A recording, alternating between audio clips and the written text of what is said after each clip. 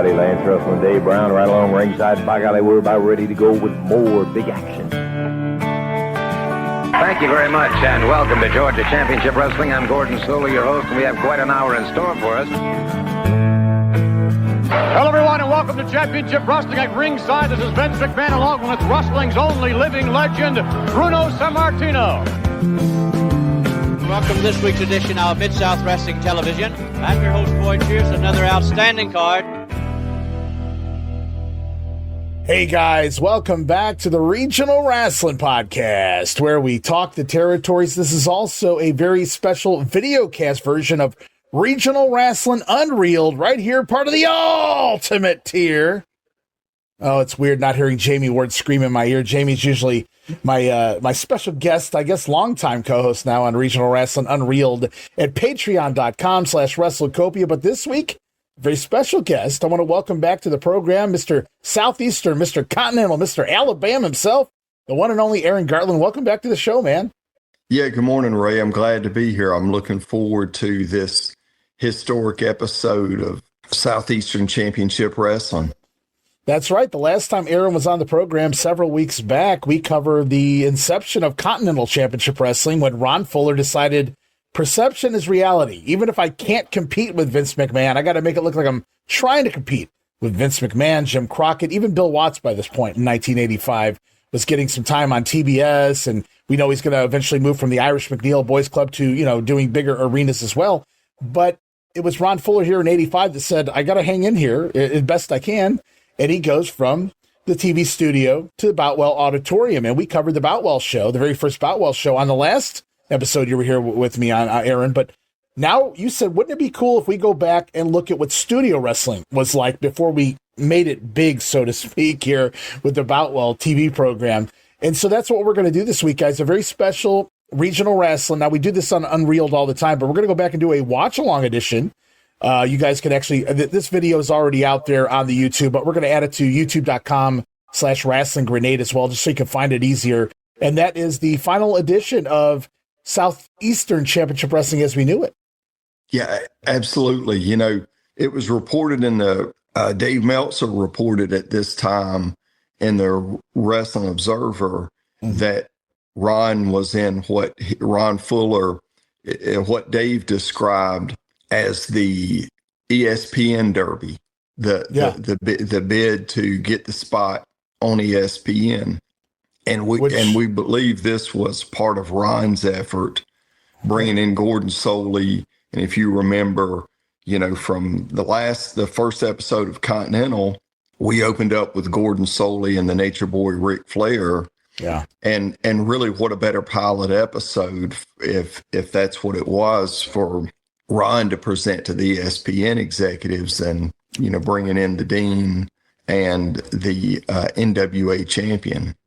Yeah, a real deal was what Ron Fuller was going for here. Again, like you said, many people in the summer of 85, ESPN was looking for content, even pro wrestling, which wasn't necessarily on the level, but we know Vern Gagne is going to win that bid by the end of the summer here. Me and Roman Gomez recently covered that as part of the Regional Wrestling AWA on ESPN project. But I think that really goes back to Vern just having longevity in the wrestling business. Going back to the Dumont Network, Vern was one of the top stars of the 1950s himself. Of course, the AWA had been around since 1960, 25 years in the business. Now, the Fuller family goes back even further. Ron will tell you that, or pretty much anybody else that'll listen. But it's fun to see people step up and go, what do I have to do to get it? And unfortunately, it wasn't meant to be for Southeastern, but he did everything right. Bigger arena. And no knock on Charlie Platt, but a bigger name, like you said, the Dean, a professional wrestling commentator, is Gordon Solie. Yeah, absolutely. And Ray, I've heard somewhere it was reported, and this sounds credible, that the thing that tipped the scales in Vern's direction was the acquisition and being able to bring in Sergeant Slaughter, and Sergeant Slaughter had the G.I. Joe connection. And the word is that's kind of what tipped it over into Vern's direction. But you mentioned Jamie the mailman. He's still, Jamie Ward's still delivering the mail. We had a recent conversation about this, and we couldn't help but wonder how things might have gone if Ron would have gotten Continental Championship Wrestling on ESPN. It's interesting to think about what the Fullers and the Continental promotion could have done with that. That's an excellent point, because Ron was more, or at least attempted to be more with the times. He was willing to accept the changes in the world and things like that around him, versus where Vern would, be stuck in his era, if you will. A lot of people argue that. And you can go back, as you mentioned, to those 1985 observers, even before they got the ESPN deal, Vern Gagne. Dave Meltzer was already calling him out even then on being behind the times. And there was a lot of that. I don't even know if you can argue some of the decisions and things that Vern was making. He didn't really change the product very much for ESPN, whereas Ron Fuller was willing to go, and not just changing the name of your territory. I mean, we can't be Southeastern. Continental's, it's Continental. It could be pretty much anything you want it to be. And so and obviously it was Southern-based territory. I don't think he was looking to take over the world in one day. But you're absolutely right. Based on characters like the Rat Patrol, I mean, you're evolving with the times, that MTV crowd and et cetera type deal. So I think that would have been very fun to see what Ron Fuller and crew could have done had they got the ESPN deal. And Ray, one other component to it, Ron had, started Southeastern Championship Wrestling in Knoxville, and Knoxville had been, and historically was Ron's biggest draw, where he was known. Then the Wrestling War came along, right, and he opened up the Southern Division. But one of the things that would have done, if Ron would have been able to land that deal, here we are in 85, he's about to open the Northern Division back up and start going back into Knoxville. Mm-hmm. But being in Southeast Alabama, I didn't realize this as a kid, but looking back, Ron had good relationships with the Georgia territory, the Florida territory, the Goulas, Jarrett, Bill Watts. He had connections with all those promoters. So from the WTVY studio in Dothan and the Houston County Farm Center in Dothan, we were able to see the wrestlers that appeared on the Superstation. Right. So it would have been interesting to see what Ron could have done with that, with those connections, bringing in the Atlanta wrestlers to the to the ESPN show. Oh, 100%. I'm in agreement with you on that, Aaron. And also, you think about the time. It's very interesting time that this is happening, because Jim Crockett has just taken over TBS. So we know that Crockett now has his form of cable television, but Georgia Ole kind of gives up and is pulled into the Crockett world and the WWF. So now we have two big guys on cable TV networks. Everybody's biting for that cable spot right now. That's the next big thing here in the mid 1980s. Cable TV had slowly begun to build, and it was hitting more and more markets by the mid 80s. We didn't get it here in the Cleveland market until beginning of 1987, I believe. There was some small little cable company, but up until that point, and I know a lot of the bigger cities, it took longer to get there. They usually started in the suburbs, and they wired their way into the big cities in most big markets. But cable was very much in its inception for much of the early to mid 1980s, and people wanted on those stations because they could be seen nationally, as you pointed out. And to know that Ron Fuller had the opportunity, he was one of the guys in the hat. The potential there was limitless. But to go back and talk about some of the territories drying up by this point, now you got to play with the big boys or get out of the pond, right? Yes. And Ray, if you think about it, so you talk about Jimmy Crockett, they've had Starrcade 83, 84. We're a few months away essentially now from Starrcade 85, The Gathering. We're also, I believe, I'm right about this date. If not, I'm not that far off.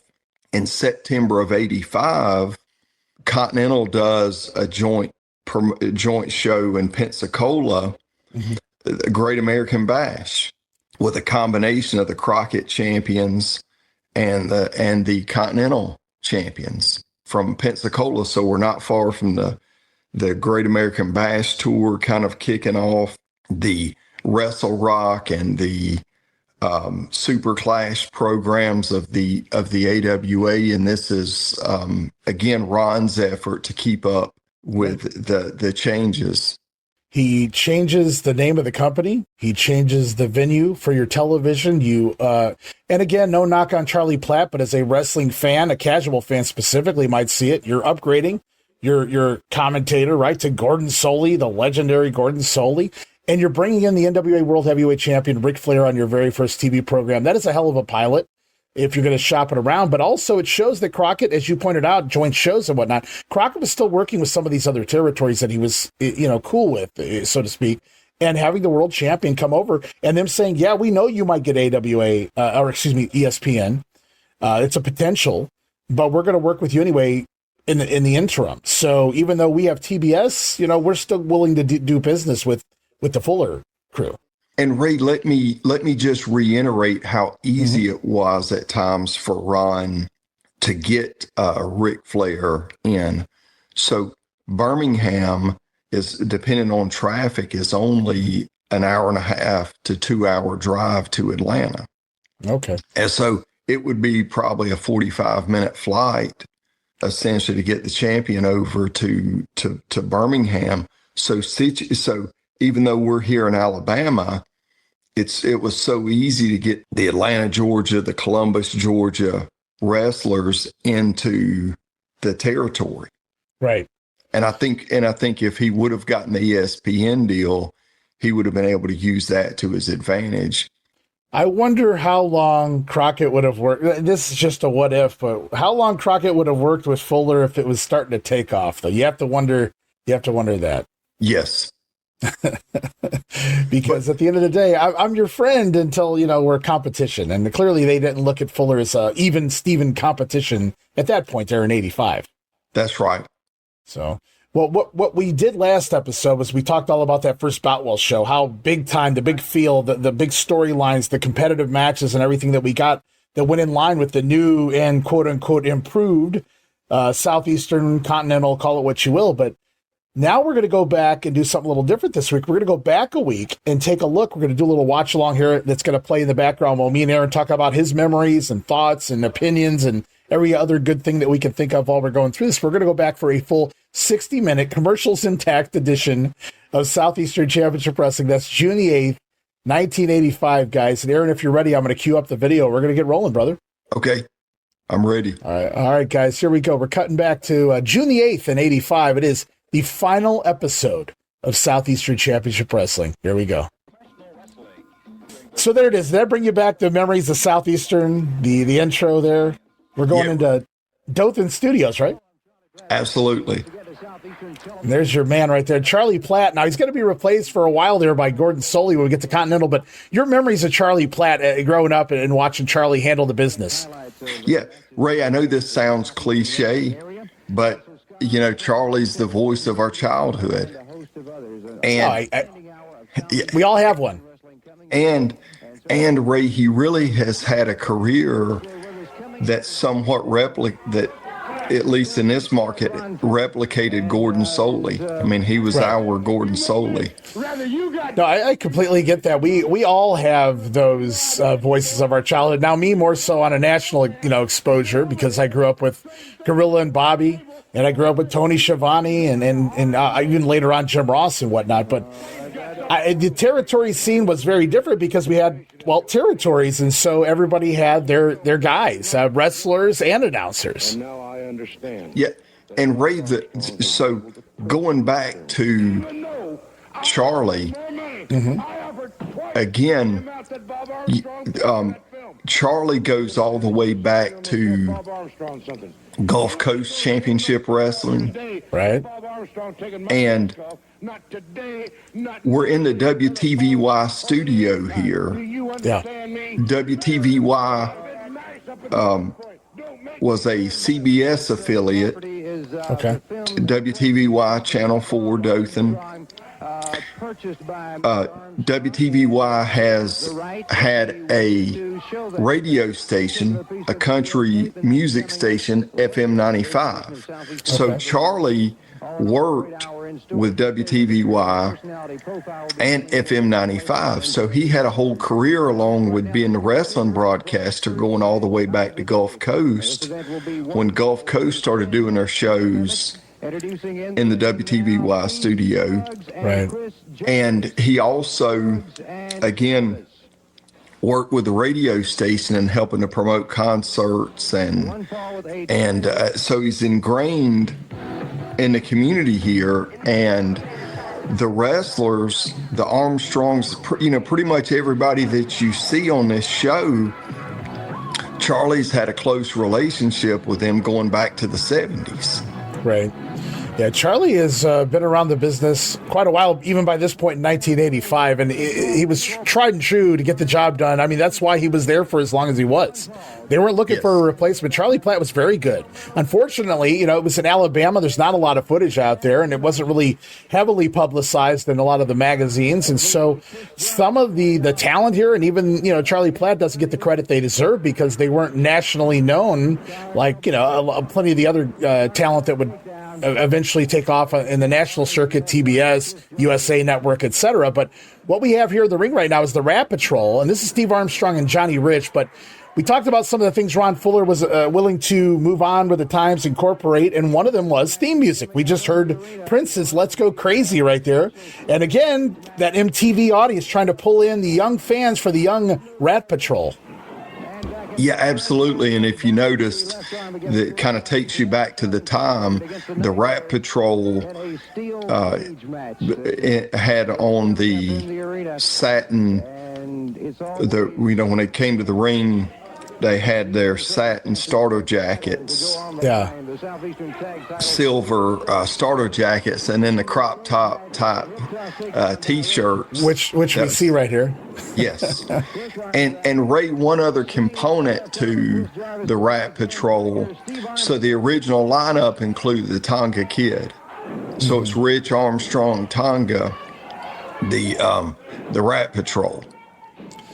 Which is kind of fun. Tonga's never really mentioned in the same vein as the rest of the Rat Patrol, even Davey Rich and whatnot. So, but it's so unique to see Tonga Kid just kind of being a kid, being a young guy. He's living here. He's, for as much as we play up his Tonga character, his Samoan heritage, and other territories and things here, he's just one of the boys. He's one of the young guys out there trying to have a good time.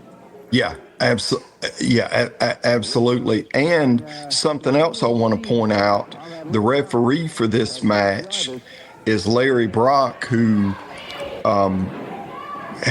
it was also, like Charlie, went all the way back to Gulf Coast and just a staple in Gulf Coast Southeastern Continental Championship Wrestling. And if there's a Hall of Fame for that territory, Charlie Platt and Larry Brock would belong there. Undoubtedly, yeah.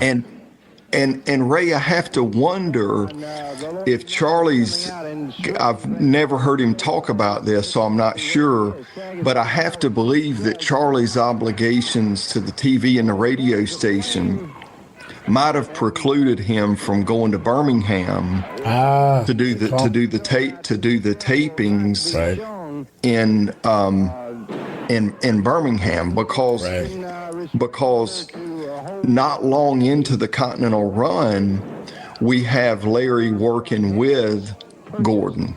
They bring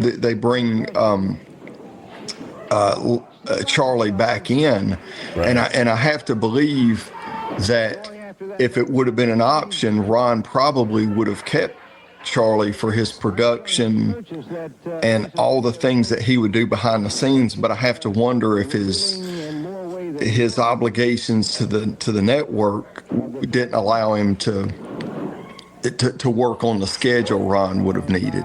Right. Well, that's an excellent call, too, because you think, we're so used to Vince McMahon over his era. He owned his talent, his commentators, his ring announcer, or et cetera.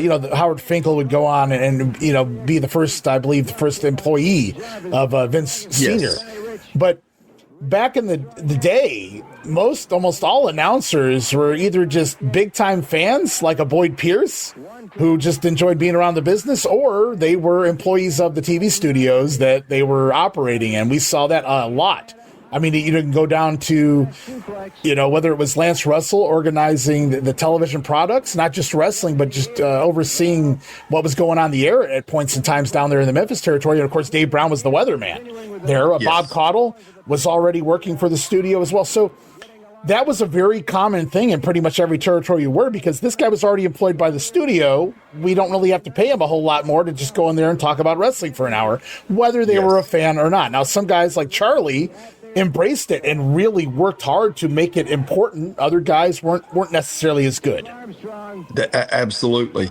Yeah, Charlie goes all the way back to the Wrestling Pro, Mario Galento, the Medics. I mean, all those Gulf Coast wrestlers. And then so he and Austin Idol, Bob Armstrong, they all go back together in the Gulf Coast. Right. Territory. So it's funny.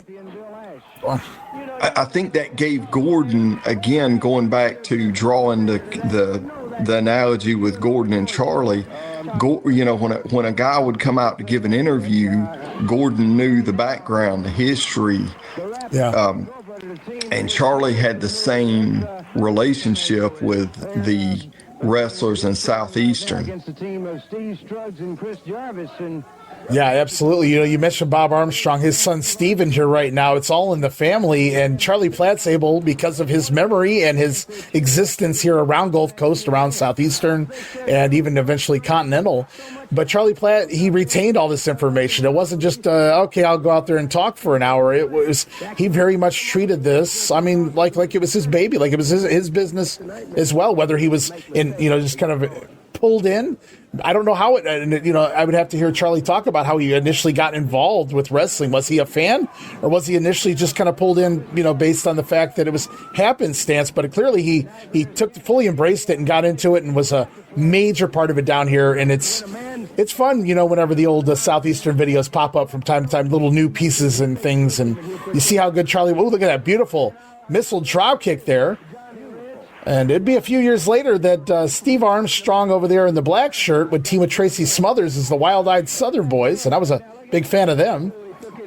There's a heart attack, is what I believe it's called, and it's over. Yes. The Rat Patrol scoring a victory over Steve Struggs and Chris Jarvis. I tried to do a little information search on those guys, but nothing really popping up. So just a couple local boys, I guess, trying to get it done. And the voice you guys are hearing right now is the Professor. That is Bill Ash, who is kind of a hybrid worker right now. He's a wrestler and man, kind of a Michael Hayes in many ways right now here in Southeastern. And it's another kind of hallmark of Southeastern. Charlie would often have one of the wrestlers on the roster, whether it's Bill Ash, Dutch Mantell, Bob Armstrong, would often guest commentate with him. That almost feels like an Eddie Graham thing, because we see Bill Watts would do the guest commentators too with Boyd Pierce. That Bill wasn't. Now Bill eventually needs to get his stories told, so he's on there more often than not before Jim Ross comes in. But there would usually be a guest, Bob Roop, Ted DiBiase, whomever was in the territory at the time, to get over the ongoing stories and tell their own stories. And very similar here in Southeastern. And you made a great point last time we were together, Aaron, was how Ron Fuller had the capability of taking guys who weren't really pushed anywhere else and getting the most out of them. And Bill Ash is one of those. Absolutely. And Ray, I want to go back to that, but one of the things I want to point out here that Ron did a great job in the production team. So one of the hot feuds of the time is the Rat Patrol versus the Nightmares for the Southeastern Championship tag belts. Mm-hmm. So we have the Nightmares out to the desk with Bill Ash, and they're showing a match from the Houston County Farm Center between the Rat Patrol and the Nightmares. And I believe, so this 85 time period would have been kind of the height of my fandom. Oh, yeah. And I believe I was at the Farm Center for this match because we're going to see Bill Ash come out to offer assistance, and then we spill out of the ring over, and this is some of the best footage of the Farm Center from the time, and there's some roll-up doors that the cameras aren't able to get it, but there's some roll-up metal doors, and I've got a vivid memory of Steve, and we would we didn't ever sit ringside. We sat in the concrete stadium style bleachers, but when the action would spill out of the ring, we'd walk down on the floor and follow it. And I've got a vivid memory of Steve and Scott telling us to get out of the way because Scott comes in, and Bill Ash, and then you see it spilling out of the ring here, and there's some metal doors. You can't see it, but again, I've got a memory of one of the Nightmares being thrown into that door before order got restored. Basically, what we have here, too, is two separate feuds. We've got the Nightmares and Bill Ash working with the Rat Patrol, but that's including Scott Armstrong, the smaller of the Armstrong brothers, but the older of the Armstrong brothers. And they're feuding, Bill Ash and Scott Armstrong right now are feuding over the U.S. Junior Championship belt. So we've got essentially two feuds, which you can get a morph into one. You can get the most bang for your buck. You can do 6-man tags. You got the tag and the singles. You can do all sorts of gimmick matches. And that's what the Nightmares are talking about right here. They're talking about the Nightmare Cage match. And that was another thing that Ron Fuller was good at. Let's not just take a gimmick match and another cage match. Let's add something to it, and that's what the Nightmares are describing here. The new Nightmare Cage match. Not only does both members of the team have to escape the cage to win the match, but you have to pin your opponent before you can escape the cage. So we've added a little bit more to the cage match. A lot of people argue they prefer the pinfall cage match. Some people prefer the New York escape the cage match. But in Continental, at least with the Nightmares, you have to do both, which is, that just really solidifies you as a winner. Yes. And I believe I'm right about this, Ray. When in their variation of escape the cage, you actually have to climb out of it. You can't go through. You can't go through the door. Well, we learned recently on Saturday night's main event, Jesse Ventura is not a fan of people walking through a door. Somebody forgot to tell Jesse they did it all the time, and boy, he ripped. I don't remember who the hell it was. Damian Priest? I don't remember who it was. Somebody walked through a door and Jesse let him have it on the commentary. But I love that, too, that you literally have to escape the cage, which is, what it should be about. Climbing. And they're young enough. They can do that, right? I don't see Bruno going over a cage, but I can see these guys. Well, and Ray, let me also catch everybody up. The other two things that are happening on this episode. Yes. We've had Ron Fuller out. Correct. And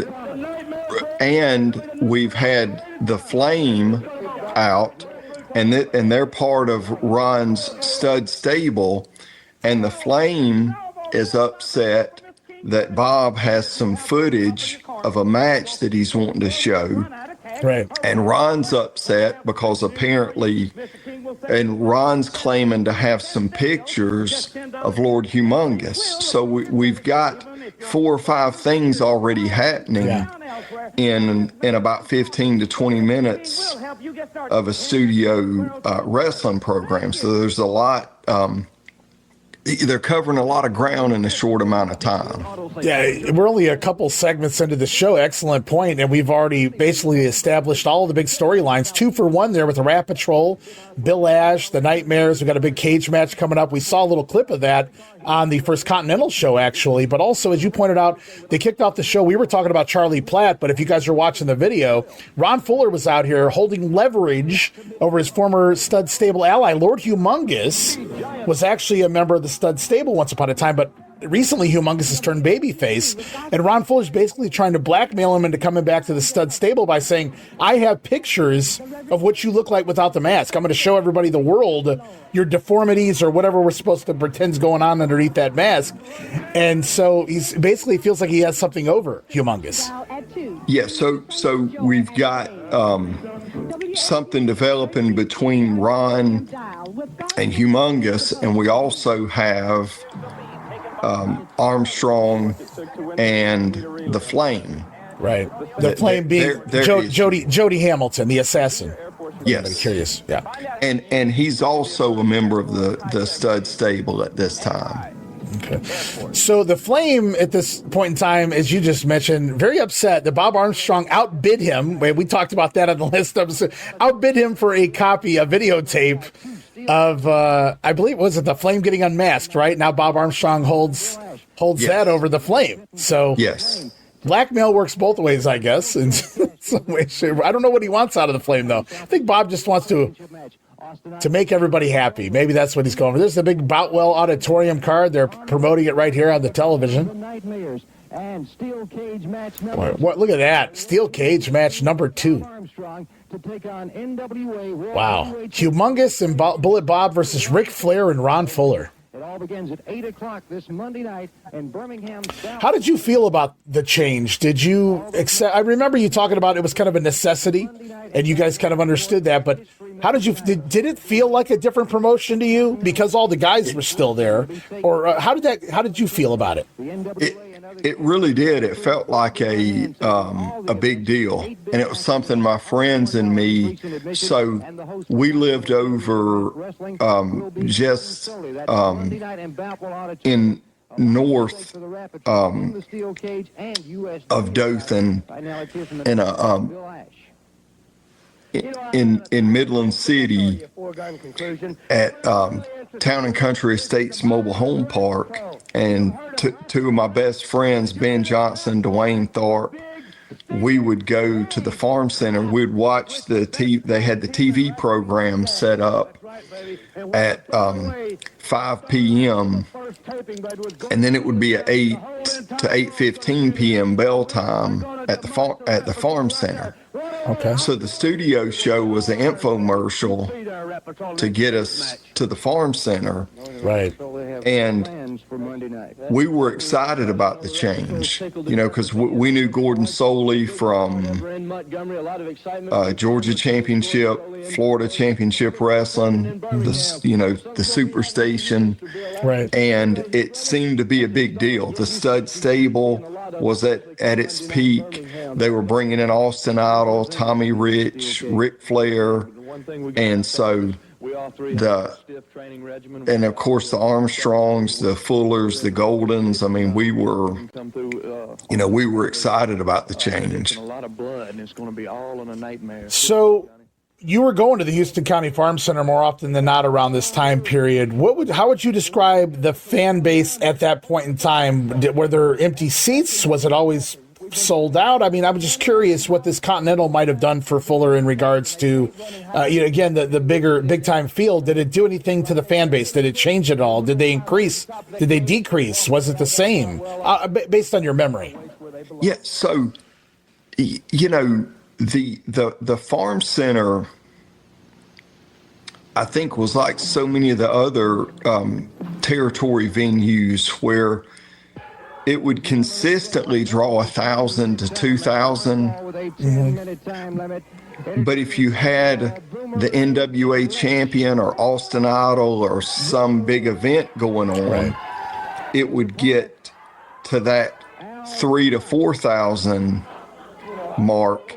And occasionally, I think the capacity would get around 5,000. And occasionally that would happen, but more often, Ray, we were in that 2,000. We were in that probably what I would estimate now around 2,000. Okay. And it would be, a full crowd, but not consistently getting up to that 4,000 to 5,000 mark. Right. That's still nothing to sneeze at. I mean, to go around a loop doing that in the mid-1980s. Weekly. Yeah, to do that weekly, where you're drawing around 2,000, give or take, at the farm center, but then you're doing 2,000 to 4,000 in Mobile, 2,000 to 4,000 in Birmingham, 2,000 to 4,000 in Pensacola. Now, what's really fun about watching Southeastern, watching Continental from mid-1985, me and Gene Jackson are currently in July of 1985 in Memphis. Me and Roman Gomez just kicked off the end of August 1985 in the AWA. Now, the AWA, obviously, Vern Gagne has these other territories beat as far as the names go. The name value, Road Warriors, Freebirds, Rick Martel. I mean, you're not going to compete with those names, the name value. But storyline purposes, Vern Gagne has next to nothing going on his TV show. Meanwhile, anybody who listens to me and Gene Jackson do a Memphis 85, they got very little going on right now in the summer with Tom Ernesto booking. So you kind of defer here. And of the three, I would much rather be watching Southeastern, right? Continental, because everything's hot. You got Ron Fuller and Bob Armstrong and Humongous and The Flame, all four of those guys. Then you got the Party Patrol, the Rat Patrol, and you got the Nightmares and Bill Ash. Everybody has something going on. I think Pork Chop Cash and Tom Lynch or Boomer T. Lynch, sorry guys, they have a little issue. So there's something for everybody here. It's just really hot. It's a lot of storylines developing, a lot of heat to invest into every single guy on the roster right now. Well, and Ray Boomer is a member of the stud stable, and I think you would agree with me.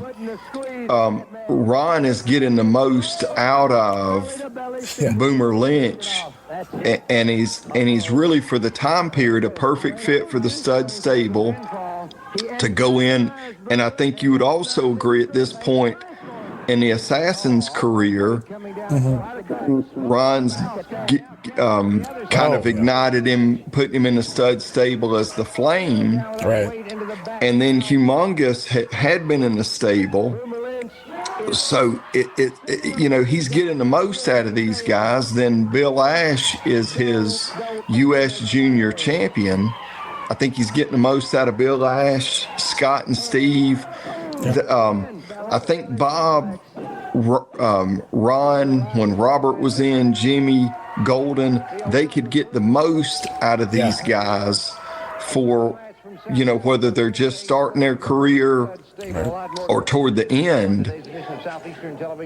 And I agree with you. I know I'm biased to this program, but I think it's a really entertaining episode. No, I have no bias because I'm just a huge territory fan. I grew up on a little bit of Georgia. I have very vague memories of Georgia near the end. And then the WWF and Crockett. By 87, I started watching Crockett as well. And then ESPN, obviously, I started Vern and Fritz. And so I got a little bit of everything. But it was just give me more wrestling. So I didn't have a specific territory I was loyal to. But I think if you ask me between these three on paper, who am I loyal to? I would say Memphis. I always loved Memphis, trading the tapes in the 90s, USWA. I mean, so I was a big fan of Memphis. But comparing these three in the summer, going into the summer here of 1985, for me, and everybody grew up in a different region, like you said, because I know people that will praise the AWA or praise even the Memphis we're covering right now, which is, I don't get that one, but tomato, I suppose, apples and oranges, whatever they say. But of the three right now, right here in mid-1985, I would go with Southeastern all day. The most engaging angles, the storylines, the talent, and, can't beat it to death enough. But your point, it was very valid last time we talked, and again here, Ron Fuller and the crew, everybody that was involved, don't want to just give Ron all the credit, but the guys were able to take all these young guys, these young talents that really hadn't been established yet, and do something with them. Whether it's Jeff Van Camp doing the Humongous gimmick, let's accentuate the positives. I mean, look at the guy, right? Steve Armstrong, yeah, he's second generation in the family business. Obviously, Brad and Scott are there, but Steve very young, but they're able to get him. And Jody already knows how to talk, but he's maybe limited to where he used to be in the ring. Yes.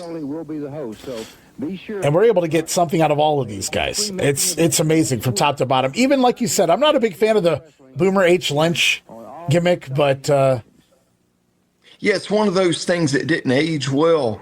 But I will say this: the thing that, and I don't disagree with you, but I will say, and if you see as this episode develops, Pork Chop is aligned. Pork Chop Cash is aligned with Austin Idol and Bob Armstrong. right. So the angle between the two is not designed to make Boomer look good. You know, Pork Chop Cash is aligned with the two top guys in the territory. So, you know, I'm using the so they really show Pork Chop Cash as strong, and here we are back in the Farm Center with a match between Pork Chop and Boomer Lynch. So I agree with you, they take it a little too far, but Pork Chop was a fan favorite, and Ray, it's one of the things, and I understand the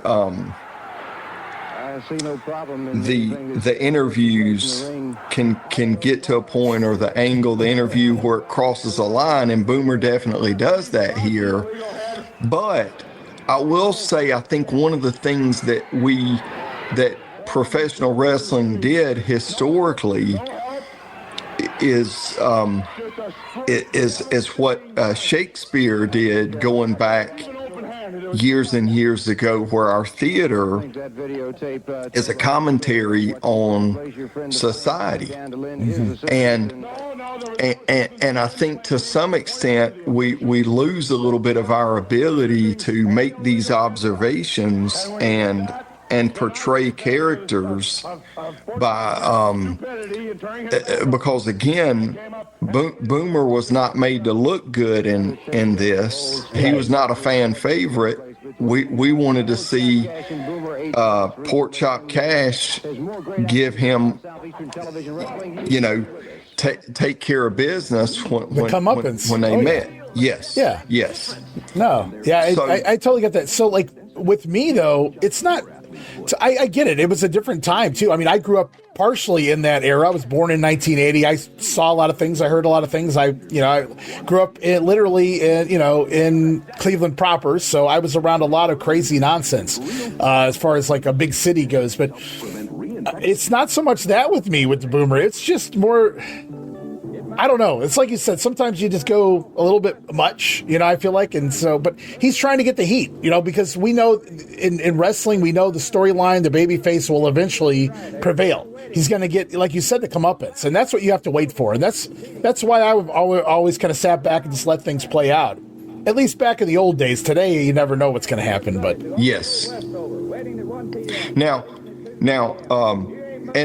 but Ray, I wonder sometimes what we've lost, because historically, if we look at wrestling, there was a nugget of truth in these characters. So we have Boomer Lynch being billed from South Africa. There's apartheid going on in South Africa.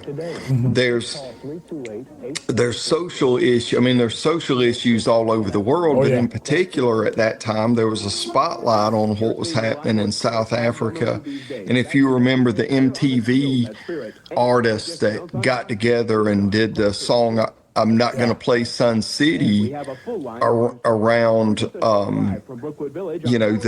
the social issues that were going on in South Africa. So our ability to expose and to show how ridiculous these beliefs, these issues are. I sometimes wonder if we've lost a little bit of our ability to make that commentary. Right. Now, I'm open to freedom of speech and doing what you got to do and with the gimmick and whatnot. I mean, it certainly worked in this time period for the for especially in the Southern territories. Ric Flair teaming with Ron Fuller to take on this pair, Bob Armstrong and the Lord. Maybe I would have bought into it more if it was somebody other than Boomer Lynch doing it. I just wasn't a Tom Lentz guy. He'd been basically an underneath guy most of his career up until, like you said, Ron Fuller making the best of what he has to work with. I wish Memphis was able to do that with some of the talent they have, but I think Ron Fuller's got Jerry Jarrett and crew beat right now with the talent on the roster. That's for damn sure here. Going into the summer of 1985, I think about what's going on up there in Memphis. But here it is. The other side, we heard from Fuller and Flame earlier. Now we're hearing from Armstrong and Lord Humongous standing in the back. What a cool look, even if they took it right out of the movies. Yeah, absolutely. That's a gimmick, I guess, that wouldn't really fly today because somebody would come out and claim copyright, I would imagine. I think so. But God bless the Wild West of the 1980s in pro wrestling. They could play whatever song they wanted, steal whatever gimmick they wanted, and nobody was really paying attention. That's a familiar face. That's not Charlie Platt's mustache. That's the mustache of Tony Schiavone. Yeah, wow, look at that. That's big time right there, Aaron. That's the NWA World Heavyweight Champion Ric Flair's coming to town. How often were you seeing Rick? Was Rick coming into Houston County at all during the time you were there? He really for about a decade he was somewhat of a staple in the Southeastern Continental territory because again it was so easy for him to get to Birmingham, Mobile, Pensacola, Montgomery, Dothan, being kind of based out of Atlanta. It was the easy drive or flight to get into the territory. And for anybody wondering why the Nature Boy's standing here behind the cage, we promoted it earlier. There's a big tag team cage match coming up at the Boutwell Auditorium. The Nature Boy teaming with the Tennessee Stud, Ron Fuller. And right back to Flair in the territory, if you look at one of Rick's biggest rivalries when he was still the traveling champion, Bob Armstrong was one of Flair's biggest opponents over the years. Right. Those had to be some really fun matches. I wish, I say this all the time, I wish more of that footage exists from all the different territories. And man, you think about all the matches that were just lost to time. That some of them never even recorded at all. And then to kind of carry over, Flair, not only did he wrestle Bob Armstrong in the territory, he wrestled Tommy Rich, Austin Idol, Wildcat Wendell Cooley, Lord Humongous. So he was again somewhat of a staple in the territory. It would have been really fun to see Ric Flair and Lord Humongous inside a cage together. Well, that would have been I would like to see Rick sell for the Lord Humongous character, but that's the story here, right? We got Bullet, who's kind of embraced this newly turned baby. That story had been done multiple times throughout the history of the wrestling business, but this might be the first time where we take a character who's kind of maybe not all there mentally, and he's seen the light, so to speak, and he's trying to do right, and he's being persuaded on both ends. He's being blackmailed. Bullet's saying, "Hey, the fans love you, Humongous. Come, stay here with us." And it's kind of fun. I have to imagine for a wrestling fan at the time, I could see where they would have really been invested in the Humongous character. Yeah, absolutely. And it was somewhat similar to what we saw happen later when Adrian Street came back in the territory. Something completely different, but yet very similar at the same time. 100% agree, yeah. And there's certain characters that are better off debuting as a heel, but man, could they get over as a face if you tell the story properly to get them to that part, rather just drop them in as a baby face. It's so fun to see that time and time and time again. I think we were just discussing it on a different podcast recently, but even much later on, Batista and what they do with him leaving Triple H and crew. And I just remember that was like my last wrestling story that I was actually invested in. And I wasn't invested in a lot of stories at that time, but they told it so well that it was fun watching the big beast kind of be used and abused, and he didn't realize it, or maybe he did, and now it's time for him to, make the babyface turn and get the revenge. And, and I think you got to love Humongous. And I think, Ray, it also highlights something that we saw in Southeastern and Continental is so many of the wrestlers, they were not all good or all bad. There were kind of nuances around,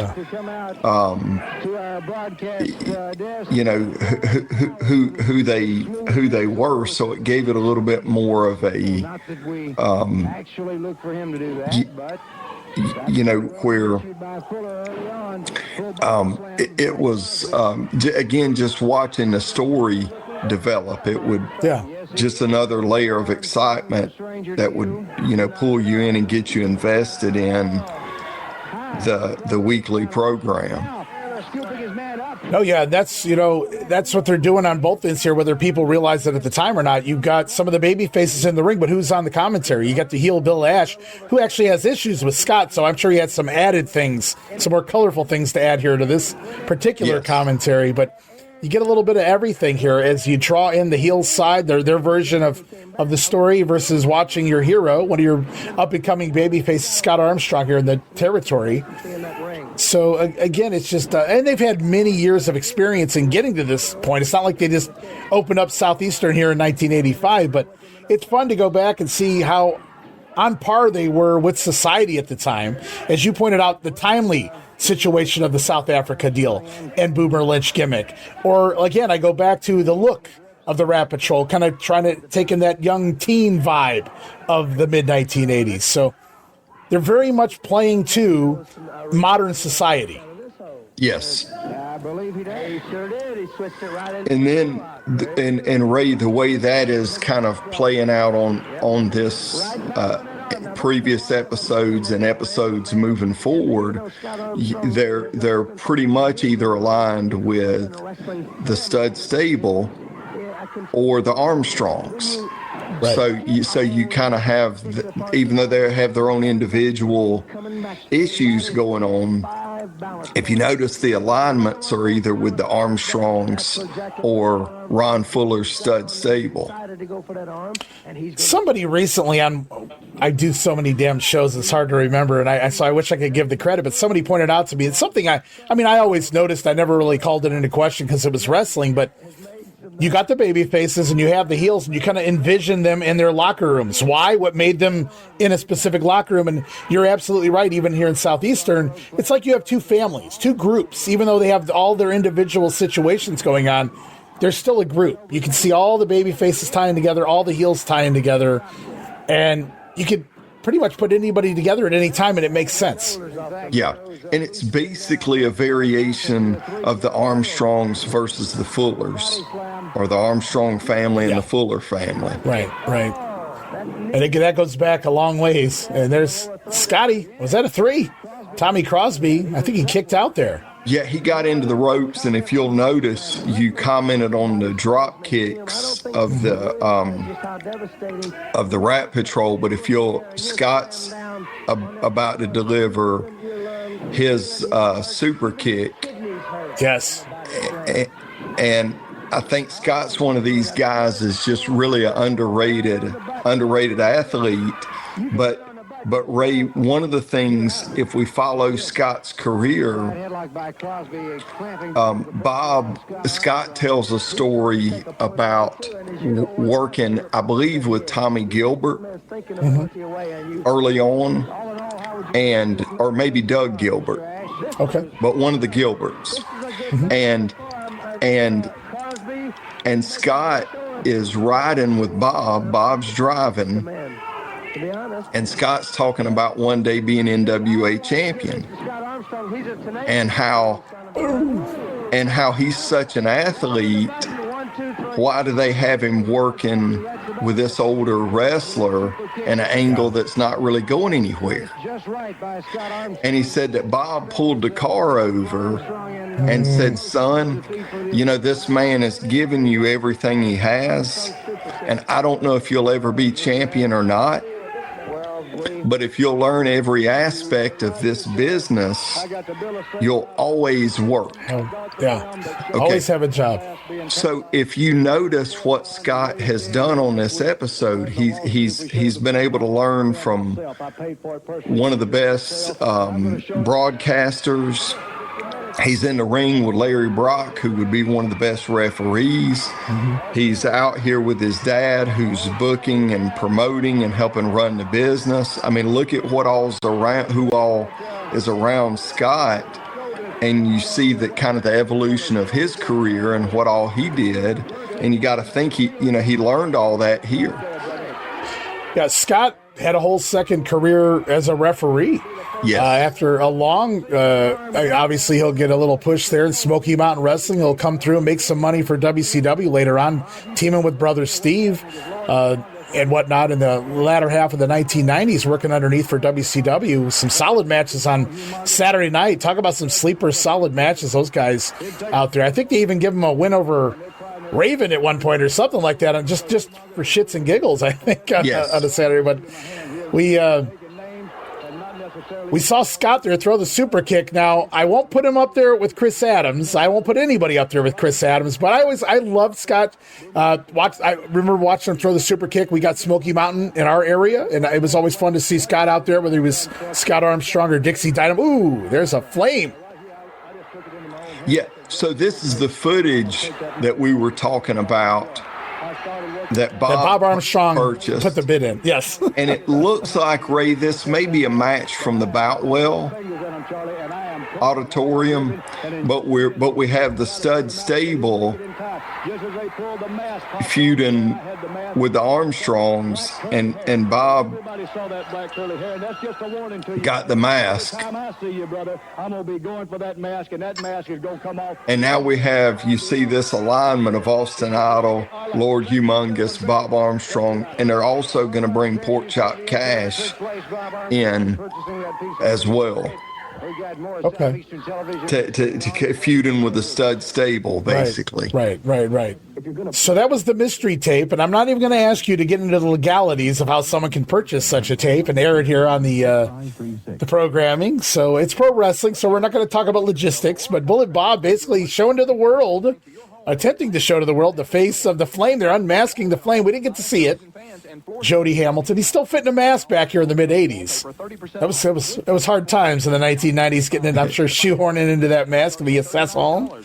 But now you would have never known. If you didn't know the Flame was Jody Hamilton, the Flame was the old assassin, the Flame was whatever, you would never know that this guy is quote-unquote over the hill or beyond retirement age for the average pro wrestler at this point, because Jody can still throw a damn drop kick, for goodness sake, for a guy his size and his age here in the business.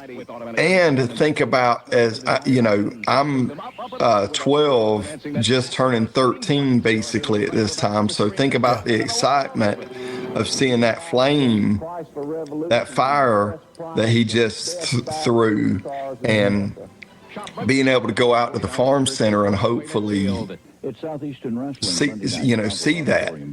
Right.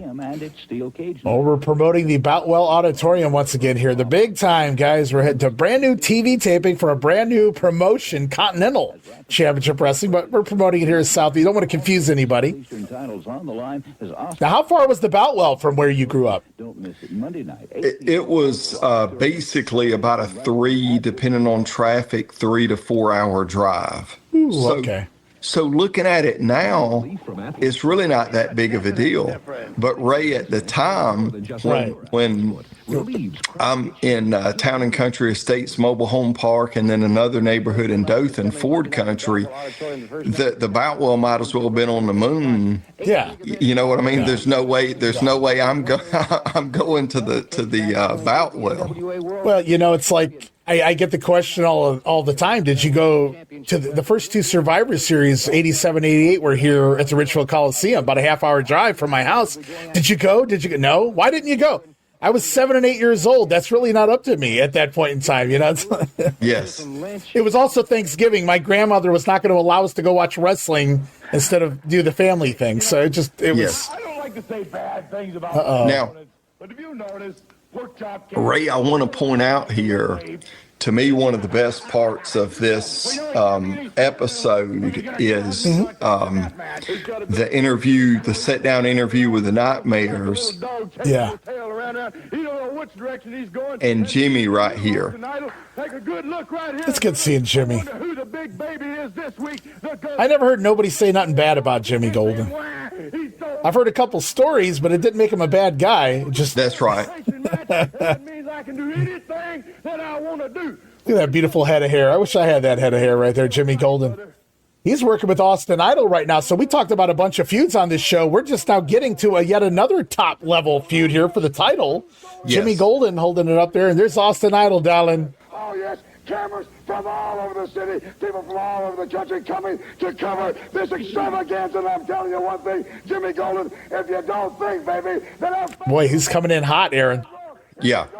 That I don't know my direction, then you're dead wrong. Because on Monday night, baby, I'm going to teach you something about Austin Idol. You say, school is out, but school is going to be in for you, baby. I'm going to teach you. School's out for summer, but not for Austin Idol. Respect, Southern style, bow well. Come on, get some. That's how you sell a ticket right there, is it not? Yeah. Absolutely. Austin Idol calling out Jimmy Golden. Title on the line, I believe. Ladies and gentlemen, this event, one fall television time remaining. Gotta love those Universal Heartthrob over-the-top promos, though. When he was angry, he was mad, man. One fall television time. He had two styles, Austin Idol pro. Either he was feeling good or he was pretty pissed off. Ooh, listen to that War Machine. Yes, so that's Lord Humongous making his way to the ring. And this is another part that just made the Boutwell programs much better. As you could tell, they're putting the music in. Yeah. And they're attempting to make a ring entrance, but there's really no room in the studio to make a full ring entrance. So it's a nice touch. Yeah. But it doesn't give. Wow, look at this. Whew, that's impressive. No, but you got to give him an A for effort, right? At the end of the day, I mean, that music again, going with the times. I know that song, whether you're into Prince or you're into Kiss, and it definitely fit the character. Absolutely. You know, I grew up on Taz using that theme in the mid '90s ECW. Oh, that was rough. Shinonumaki into a slam there. That looked pretty rough. That was hard times, as Dusty Rhodes might say for Lynn Burt. He's just going right on out the front door of the studio. This man is truly, I don't know. How do you describe a man like this? Does he have a driver's license? Do you think Humongous drives, Aaron? It's possible. Could you imagine driving down the road and seeing that in the car next to you? No cell phones back then to call the police. Oh, man.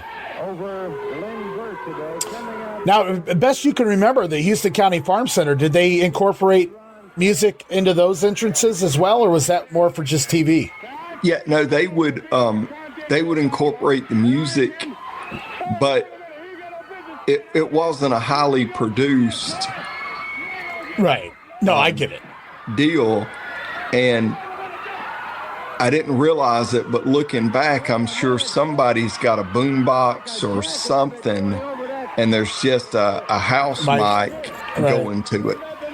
Okay, well, but you know, Bob Armstrong would enter to Bad to the Bone, George Thorogood's Bad to the Bone, and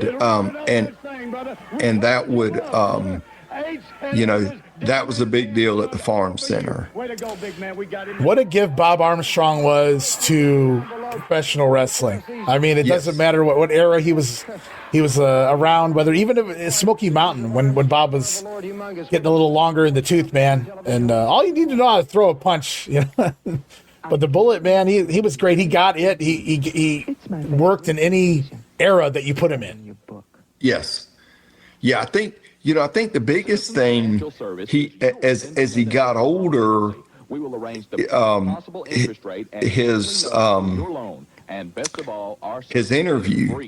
his interview was always solid. Now, candidly, going back and seeing him at times on Georgia Championship Wrestling with Brad, it's like you see him there, and it's not the same.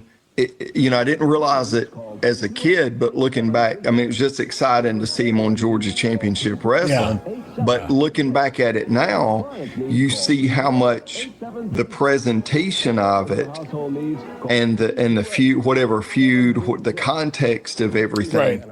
And he wasn't presented as big of a deal on Georgia Championship, right? During this time, yeah, but much more subdued. Yes. Did you ever go to King Furniture here? This guy's. No. I miss the old local commercials, man. There was not enough of these type of characters. They love getting themselves on the TV screen. Well, and I'm glad you left the commercials in, because that's one of my favorite things about going back and watching these programs. The commercials really take you back to the time period. They do. They really do. And we just saw a commercial with Chris Chambliss for a rental, rent to own. Right. I think quick rental, electronic, TV and electronics. And at that time, Chris Chambliss is first baseman for the Atlanta Braves during the time of Dale Murphy and Bob Horner and that lineup, Phil Necro and the America's team, the Atlanta Braves. It's amazing how a commercial can trigger so many memories and thoughts, and you can pretty much pinpoint the year of a commercial back in that era. I remember growing up, I hated when we went to a commercial break, but even by the late 90s, I loved going back and in the tape trading world and just watching those commercials I grew up on. And it really brings you back to it. It adds to the show. It really does to me anyway, like the nostalgic feeling. It makes you feel like you're back here in 1985. Definitely. There's nothing in the envelope. But what just happened in that last segment was Ron Fuller's out there parading around with that envelope, which supposedly had pictures of Humongous without the mask, and Bob Armstrong steals the envelope. So Bob's taking everything. He's outbidding. He's just straight up stealing on TV. I don't know what you can do about that, Aaron, but it's crazy. And he exposes the fact that there was nothing in the envelope. So there's no leverage being held over Humongous. So now Fuller's in big time trouble when we get to the Boutwell. Yes. Bob's causing all kinds of trouble here for the stud stable. Fuller putting over Gordon, and you can tell those guys had a great friendship. Because anytime Ron Fuller would come through Georgia, Gordon had this different level smile on his face when he would bring him in. Well, and I think Ron would go all the way back to the Snake Pit in Florida with Gordon in the early 70s, early to mid 70s. Oh yeah, Gordon would have known his father, Buddy Fuller, very well, I'm sure. And yes, and my good friend Gordon Sully's going to be there, and I'm happy about that. Everybody putting Gordon over here. That must have been a bullet point there. Big man, they've already talked about it. He's going to stretch that neck of Ron Fuller's till he is 7 feet tall instead of 6'9". And now there's a match I wish they would air, but I get why they wouldn't. Can't give away the main events. 2 birds with 1 stone. 2 buzzards, if you know what I mean. 2 buzzards. Well, Humongous no longer has anything over his head. He's coming for war, and he's dressed for war as well. Lord Humongous, what a gimmick. It would be used multiple times by multiple wrestlers. Jeff Van Camp, probably the most famous Lord Humongous, however, as Humongous, because we know Sid would eventually become a Humongous as well. Yes. That's an interesting turn of events on today's program, regardless. Lots going on. Is this a typical episode of Southeastern, would you say? Were there always this many angles going on, or was this specifically because they knew they were evolving? For the time period, it was somewhat typical, but again, I think it's because they knew they were evolving. But if you go back to early 80s Southeastern, Ron, and I think it was just his influence from Goulas, Welch, Jarrett, Eddie Graham, Bill Watts, all these people that Ron kind of grew up working around. There were always multiple feuds happening. Even if you went back to 1981, 82 Southeastern, there's going to be the Armstrong, Fuller, the various titles. But yes, at this point, they're really turning the volume up on it, because this is what's happening around them. And I feel like it's Ron's effort to develop and evolve and change with the times. Okay. So we all have memories that stick with us forever. Some things we're like, man, I don't really remember how that came to be. I got to ask you, going from Southeastern to Continental, this particular episode of Southeastern, they're promoting the Boutwell Auditorium, they're promoting Gordon Soley. Do you remember this very specific time period where they were going to change, and your memories, your thoughts of this? If you do, this episode of Southeastern, did you realize how different it was going to be the following week on TV? No, and again, they didn't make that big of a deal about it, and it's something, if you kind of go back and watch it, it really highlights the difference especially based on what we know now, the difference in the production and the staff of the WWF, where things are, I mean, yes, they're making it up as they go and they're figuring it out, but they've got a full-on production staff, planning, things are a little more organized, where in Continental, it's just announced one week, and we're kind of getting this announcement that we watched here, and that's all the notice that we have is, hey, next week it's going to be Continental Championship Wrestling. And we're excited about it because they're bringing in Gordon Soley, they're bringing in the champion. But I do have specific memories of this time period, because even though going back to Gulf Coast, wrestling was on in the background, but probably starting around 82, 83, 80, 81, I'm paying more attention to it. And then by this time here, by 85, I'm 12, just turning 13. Oh yeah. And now it's appointment television. You mentioned before your friends that you guys were all very heavily invested, clearly in the wrestling, Southeastern Wrestling, Continental Wrestling at the time. And that's got to make it even more exciting, because for me, I didn't really have any friends that gravitated towards pro. Even in the peak era, the mega powers exploding and all that stuff, it was kind of go home on the weekends and watch wrestling. And we didn't really talk about it at school or anything like that. So really the only quote unquote friends I had that watched wrestling, I had two cousins and my brother. And that was pretty much it. But we were all very heavily invested in wrestling and the storylines and everything that went along with it. But it's got to be great to go. You talk about the Houston County Farm Center and your buddies that would go along with you. You guys, you even remember some of the specific fans. You know, the ECW arena had hat guy and whatnot. You talked about in the last episode the guy that would cut the hole in the Coke cup and shout and things like that. So that had to be a great time to be able to go home and talk about it. Oh my God, I can't wait for so-and-so to get his butt kicked, and all these fun times you had with your friends, your memories of this time period with your friends. Yeah, Ray, it really was. And one of the unique things about Southeastern Continental in the Dothan market, the television show would air after the news, after the local newscast, or before or after. But anyway, it would air around 5 o'clock Central Time, and then the bell time at the Farm Center would be 8 o'clock or 8:15 Central Time. So we could watch the local Southeastern Continental, and then we had the 6:05 show on WTBS that we could watch.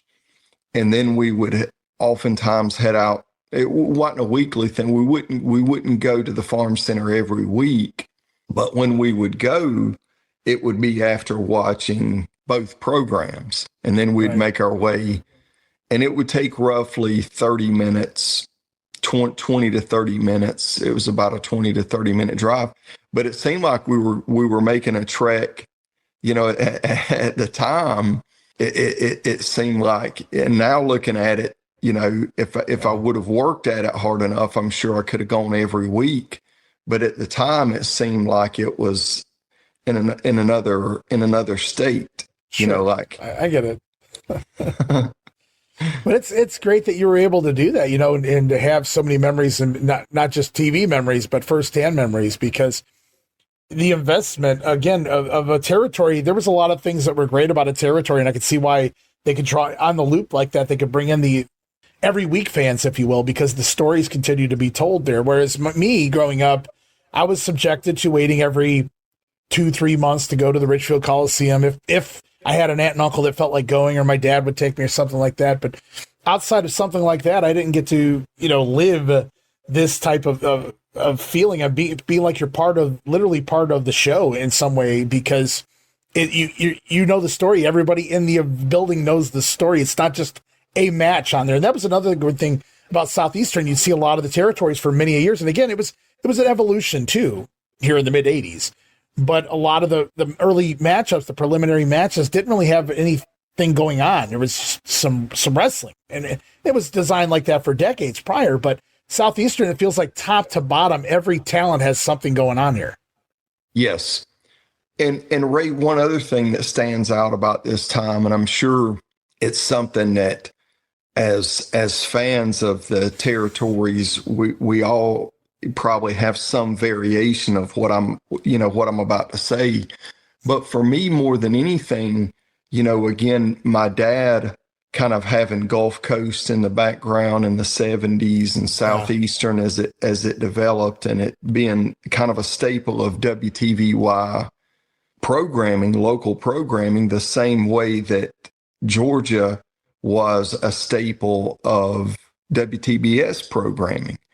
But for me, more than anything, it was something that I did with my dad, something that he, that he enjoyed. And then Ben Johnson, Dwayne Tharp. It was often for me, that's in the background. I'm enjoying time with my dad, my friends, and specifically around that time period, my mom and dad separated, went through a divorce. I'm moving into a new neighborhood, kind of going back and forth with the friends that I have at Town and Country Estates, the friends that I have and family in Ford Country, the new neighborhood, starting a new school. But then I'm able to go back and visit, and we get together, we watch wrestling, we go to the Farm Center. So for me, oftentimes the wrestling was just in the background. I'm enjoying hanging out with my friends, doing something, my brother doing something with my dad. And as crazy as it sounds now, bringing a little bit of stability to all these changes that are happening around me. It's comfort food. Yes. Pro wrestling was your comfort food. It was the background. I mean, it was your peace of mind. I totally get where you're coming from with it. There's TV programs that I would never personally be caught dead watching as a kid, but I watch them now because they were my comfort food. They were what my grandparents had on the TV and things of that nature when I was growing up. And so that totally makes sense to me at the time too, is that you grew up around wrestling, even when you weren't watching it per se. It was there. It was always there. And it was a part of life and a part of ways of just enjoying.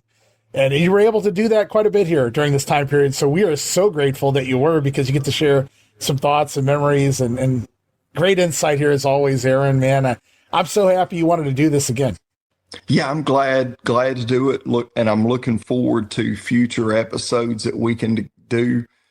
Ray, it's really incredible what you've built on the WrestleCopia network and your the family of podcast programming and podcasters that you have. It's really incredible. You know, one of the things I like to say is that the territories ended abruptly. These TV shows ended abruptly. There was no farewell season or final tour.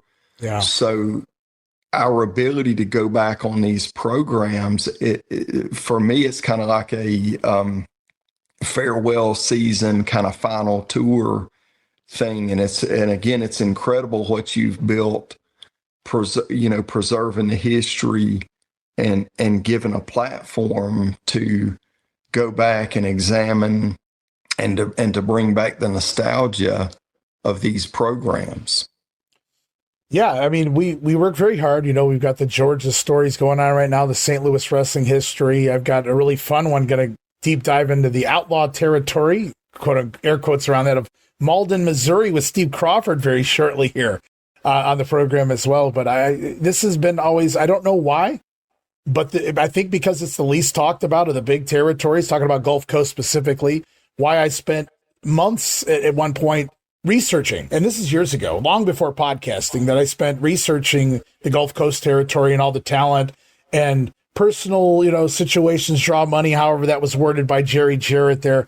But it feels like they've always understood that in the Southeastern territory, and we get a lot of that here on this one episode of TV, but it was just the talent that came through here and some of the best of all time, and the heated stuff that you read about what caused this rivalry in 1974. And it's like, wow, they were doing that then, because they sure weren't doing that in New York or, whatever. So it's a very fascinating territory. Probably one of my favorites that there's very little footage of. And I certainly wish if I could pick a territory to go back and see, say, a decade's worth of film on, it would probably be the Southeast territory here, go back Gulf Coast actually. But I would love to have seen, just all of those guys and all in that time period. So to know you were growing up on it and you got to live a lot of this here at the arena with your friends and stuff, I'm very envious of you, Aaron. Well, I appreciate that, Ray, and I definitely appreciate everything that you do. And you talk about the history of Gulf Coast. One of the few titles that the original Gorgeous George Wagner, one of the few titles that he held was the Gulf Coast Championship belt. He came through Mobile in the mid-50s and wrestled Billy Wicks on his way in, won the Gulf Coast Championship belt on his way out. Back when they were doing the 2 out of 3 falls matches, on his way out, on the rematch, Billy won the title back. And that was one of the few championships that Gorgeous George held, was the Gulf Coast Championship title. Right. I'm sure a lot of people presume that Gorgeous George was a multi-time champion, but with a gimmick like that, he didn't really need any belt. Yes. But that was one of the very few that George actually picked up along the way. So I love that you put a little history here at the end of the episode. Unfortunately, Southeastern Wrestling at this point is now history. We say goodbye to the TV studios anyway, and we're going to move on to the Boutwell Auditorium. We talked about that on the last episode. We say goodbye to the name Southeastern. We say goodbye to Channel 4 Studios, WTVY. We say goodbye for the time being to Charlie Platt. Yes. But thankfully, as we discussed, we're now welcoming Continental Championship Wrestling, and Charlie will make his way back and will be there all the way to the end. Yeah, Charlie will be back. That's a spoiler alert for anybody who's going to stay tuned. We'll be talking a lot more in the future. Hopefully here we'll have Aaron back. And Aaron, I know you've got a lot going on in the real world. Why don't you tell everybody a little bit about what you're doing, man? Yes, so I have a law firm here in Dothan, and Ray, as you know, I like to say that this is the home of the WTVY studio, the Houston County Farm Center, basically the heart of Southeastern Championship Wrestling. And I have a law firm here called Gartlan Injury Law, and we primarily focus on representing the injured. Typically, those are work injuries and automobile wrecks and other types of injury cases is what we focus on. But, one of the things to me that's interesting about it, where the growing up in Town and Country Estates Mobile Home Park in Midland City, which is where I got the first introduction to Gulf Coast Southeastern Championship Wrestling. But I think that's also kind of where those early seeds were planted for what I do now, because I had the ability growing up around Ben, Dwayne, the men that live there, just being able to see firsthand how hard they would work day in and day out, to provide for us, and then seeing it now, kind of, and then whether it's an accident, an injury, takes away that ability. I was able to see, what that does to a family. Right. Yeah, absolutely.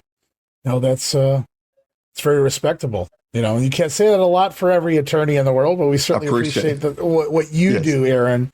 Certainly.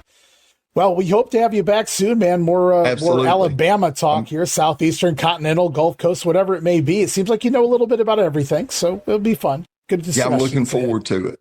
As am I, guys. So, again, you guys, for anybody listening out there on the podcast side, the Regional Wrestling Podcast, we appreciate you guys being here listening to the audio, but there's also a video form of this podcast, a little watch along there. We were having some fun. You guys can watch us talk about it and see what was going on at the same time over there at patreon.com/WrestleCopia on Regional Wrestling Unreeled, part of the Ultimate tier. And that is, I think we're something like 50 some episodes into the Unreeled program right now. Me and Jamie Ward, we're adding this one, special edition, if you will, here with Aaron Gartlan. So Aaron, appreciate you being here, man. We look forward to having you back very soon.